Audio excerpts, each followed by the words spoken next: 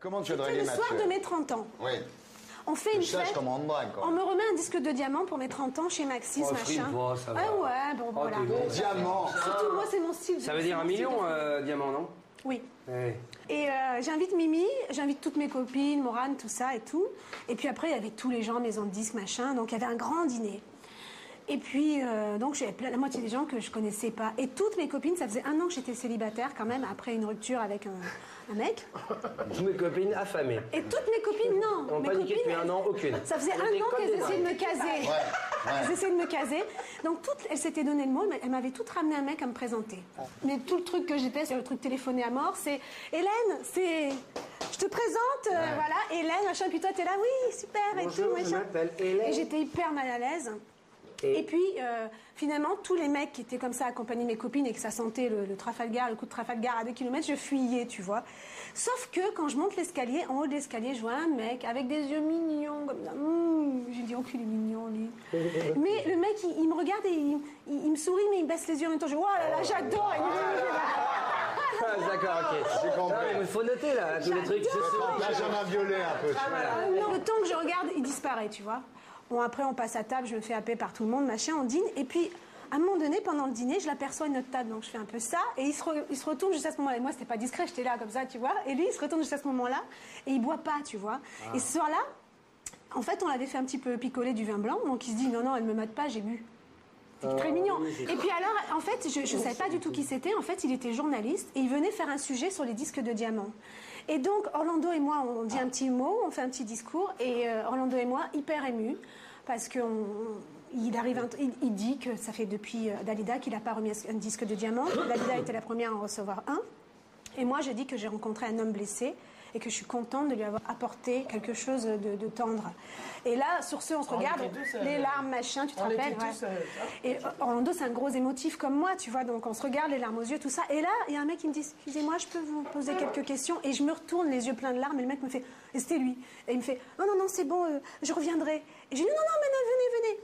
Et alors, il me pose ces questions, et au bout d'un moment, tu sais, j'étais tellement émue et tout, et puis en plus, c'était mignon, tu vois. Donc, finalement, je savais plus quoi dire, et le mec, il n'arrivait plus à me poser une question.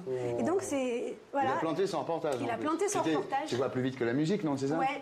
Et alors, au bout d'un moment, il me dit, je le vois qu'il se lève, on allait attaquer la danse et tout, il se lève, et puis moi, je le vois se barrer, tu vois, il met sa veste et tout, j'ai oh la merde, qu'est-ce que je fais? Et alors, je me dis, il est tellement timide, lui, que je le revois plus jamais de ma vie. Que c'est beau. Alors, le seul, je me lève, et je fais, excusez-moi, vous partez là? Je pars. Ah bah oui, là oui. Et lui, il me fait, bah oui, parce que je dois monter le sujet cette nuit, et puis demain matin, je me lève. Mais c'est moi le sujet. Montez-moi. Là, c'est classe, là.